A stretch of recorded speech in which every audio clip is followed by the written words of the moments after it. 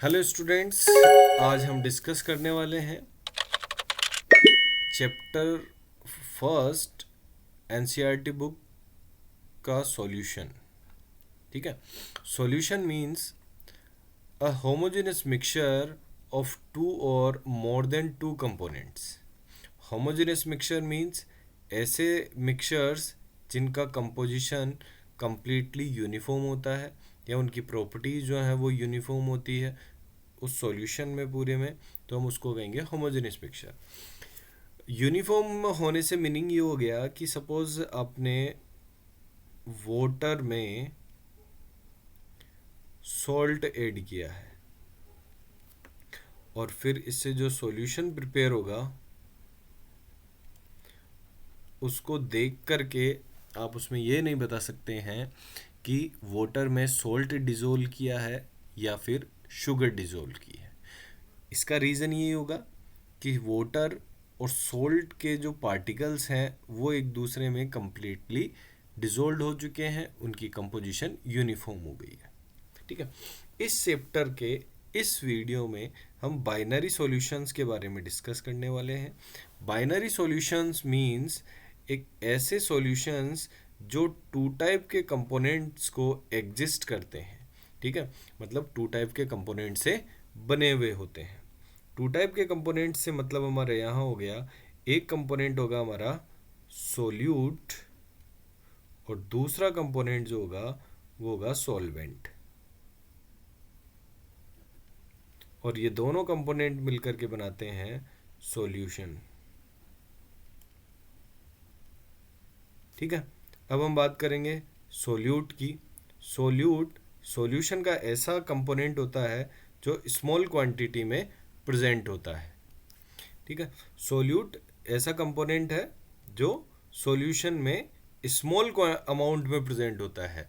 जैसे अगर हमने वाटर में सॉल्ट डिज़ोल्व किया है और सॉल्ट हमने स्मॉल क्वांटिटी में यूज़ किया है तो ये हमारा क्या होगा, सोल्यूट होगा। और सॉल्वेंट ऐसा कंपोनेंट होगा जो कि लार्ज क्वांटिटी में प्रेजेंट होगा। जैसे सॉल्ट और वाटर सॉल्यूशन में वाटर हमने लार्ज क्वांटिटी में लिया है तो वाटर हमारा क्या हो गया, सॉल्वेंट हो गया है। ठीक है। और सॉल्ट क्या था हमारा, सोल्यूट था, क्योंकि हमने इसको स्मॉल क्वांटिटी में यूज़ किया था। ये हुआ सॉल्यूशन के बारे में थोड़ा सा इंट्रोडक्शन। अब हम उन टॉपिक्स के बारे में बात करेंगे जो इस चैप्टर में हम रीड करने वाले हैं, जिनके बारे में हम पूरे चैप्टर में बात करेंगे और उन्हीं को ही डिफाइन करेंगे और डिटेल से उनके बारे में स्टडी करेंगे। ठीक है। सबसे फर्स्ट टॉपिक है हमारा describe the formation of different type of solution. मतलब सॉल्यूशन के कितने टाइप्स होते हैं, कितने प्रकार का सॉल्यूशन होता है, कैसे उनको बनाया जा सकता है और उनके कौन कौन से एग्जाम्पल्स हैं हमारी जनरल लाइफ में जो डेली यूज़ में काम आ रहे हैं। ठीक है। फिर एक्सप्रेस और express concentration of solution in different units. मतलब सॉल्यूशन की कॉन्सेंट्रेशन को हम कौन कौन सी यूनिट्स में एक्सप्रेस कर सकते हैं, बता सकते हैं, उनके बारे में हम डिस्कस करने वाले हैं। एक्सप्रेशन ऑफ कॉन्सेंट्रेशन का मतलब ये हुआ कि आपने जो सोल्यूट है, सोल्यूट को सॉल्वेंट में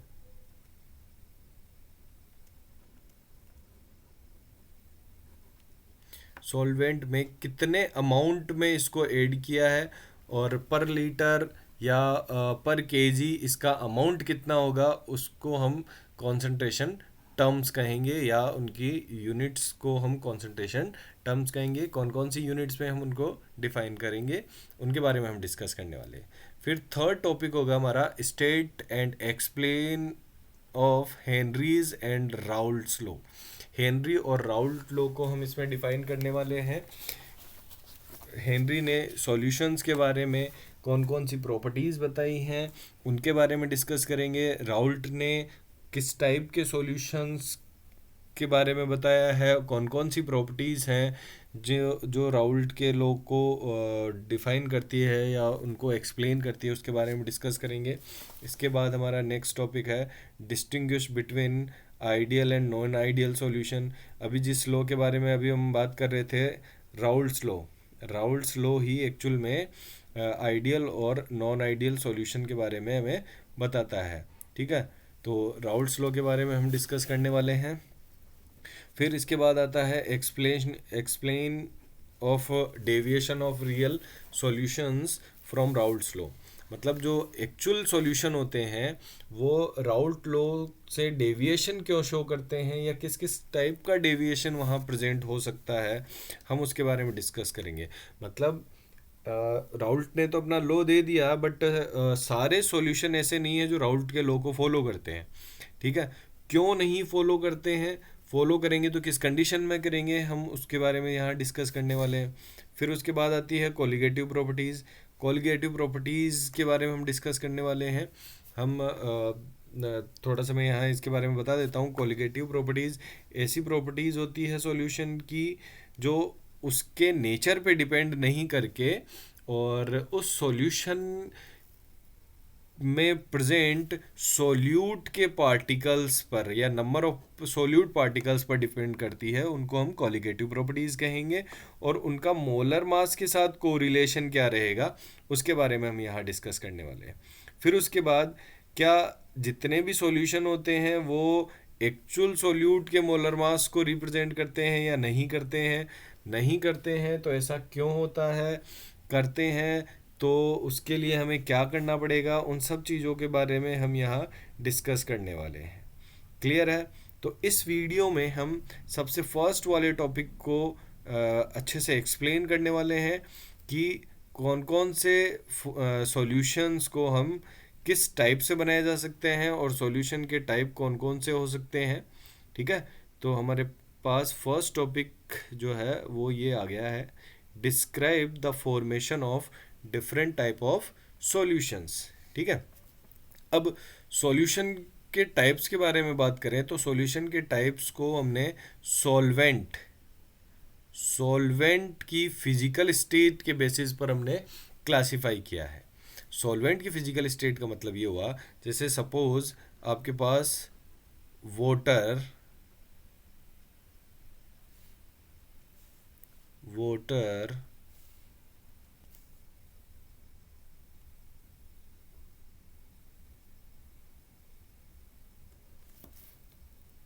प्लस सॉल्ट,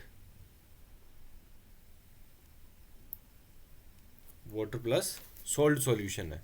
तो आप उस सॉल्यूशन को क्या कहेंगे, आप वाटर के फिजिकल स्टेट के बेसिस पर उस सॉल्यूशन को आप लिक्विड सॉल्यूशन कहेंगे।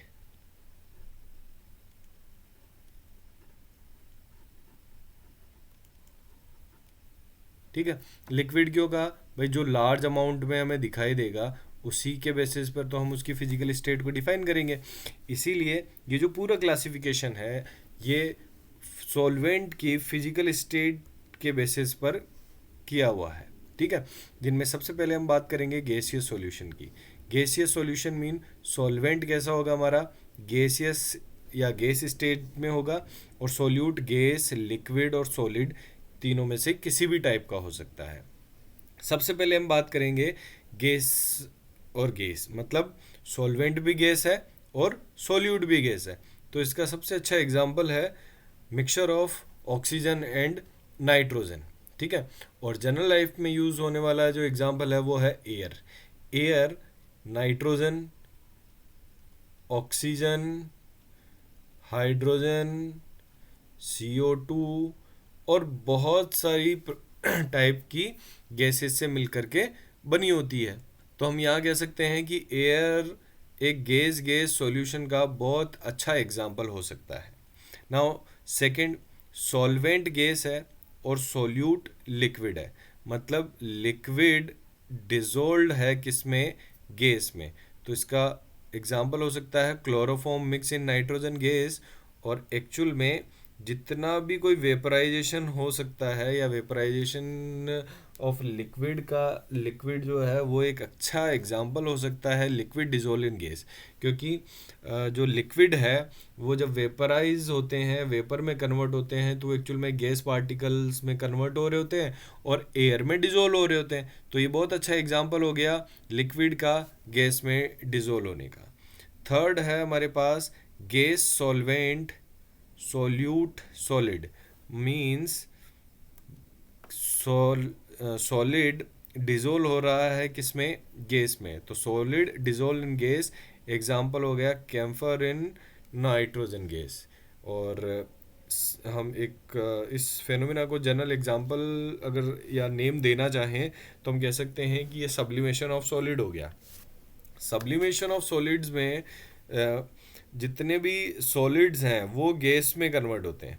तो सॉलिड का डायरेक्टली गैस में कन्वर्ट होना, लिक्विड स्टेज का एब्सेंट हो रहना, यही क्या होता है, सब्लिमेशन कहलाता है। तो सब्लिमेशन जो है वो अच्छा एग्जांपल है सॉलिड डिजोल्व्स इन गैस का। फिर आता है second, liquid solution. Liquid solution का मतलब हो गया सॉल्वेंट ऑलवेज कैसा रहेगा, लिक्विड, और सोल्यूट गैस, लिक्विड और सॉलिड तीनों में से किसी भी टाइप का हो सकता है। फर्स्ट एग्जांपल हमारा, फर्स्ट जो सॉल्यूशन का टाइप है वो है लिक्विड में गैस का डिजोल्व होना, means gas dissolves in liquid. तो एग्जांपल हो गया इसका ऑक्सीजन डिजोल्व्स इन वाटर। और अनदर एग्जांपल हो सकता है CO2 डिजोल्व्स इन soda water. Soda water mean soft drinks जितनी भी हैं उनमें CO2 डिजोल्व होता है, तो वहाँ पर हम ये एग्जांपल दे सकते हैं gas dissolves in liquid. Second है लिक्विड लिक्विड, टू मिसिबल और कंप्लीटली मिक्स्ड लिक्विड्स का जो सॉल्यूशन होगा वो लिक्विड लिक्विड सॉल्यूशन होगा। Next, liquid solid dissolves in liquid, example glucose dissolves in water या फिर सोल्ट डिजोल्व्स इन वाटर। ये एग्जाम्पल होगा किसका, सॉलिड डिजोल्व्स इन लिक्विड का। नाउ नेक्स्ट है हमारे पास solid solution.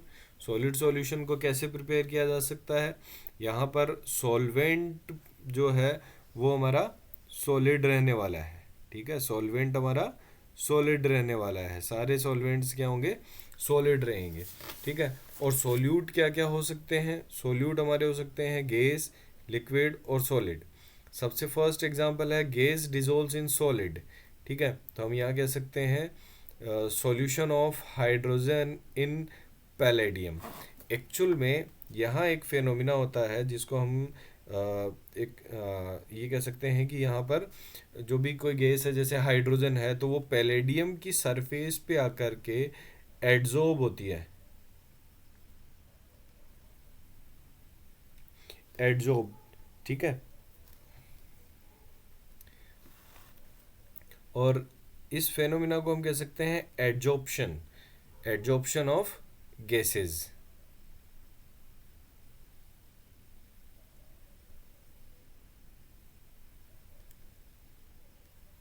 Adsorption of gas, gas का किसी भी मेटल के सरफेस पे आकर के ऐड होना ही एड्जॉर्प्शन होता है। और ये बहुत अच्छा एग्जांपल होता है किसका, adsorption of gas on metal surface, ठीक है, जिनमें हम हाइड्रोजन को पैलेडियम पर एड्जॉर्ब कर रहे हैं, या निकल जो होता है उसके ऊपर भी हाइड्रोजन गैस काफ़ी अच्छे से एड्जॉर्ब हो जाता है, या फिर चारकोल्स पर CO2 एंड अदर गैसेज जो हैं वो इजीली एड्जॉर्ब हो जाती हैं, तो वो एग्जांपल हो जाएगा हमारा गैस डिजोल्व इन सॉलिड का।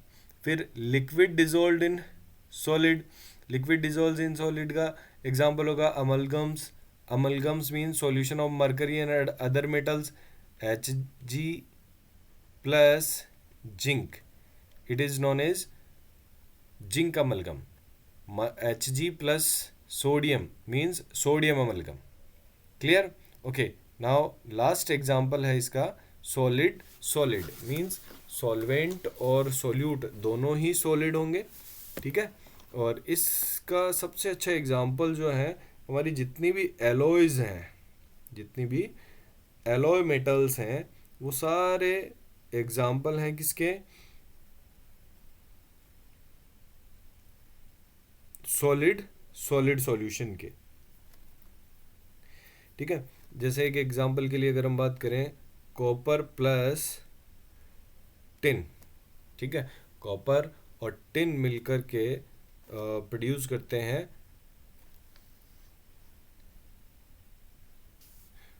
ब्रॉन्ज,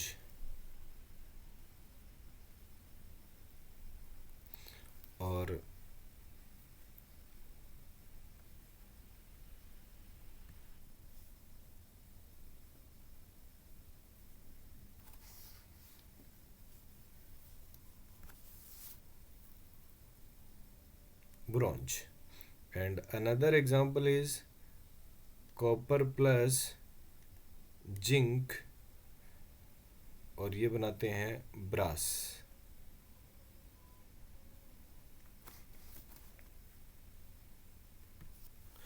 ओके स्टूडेंट्स, इस वीडियो में इतना ही. बाकी के जो रिमेनिंग चैप्टर है उसको हम नेक्स्ट वीडियो में डिस्कस करेंगे. Thank you.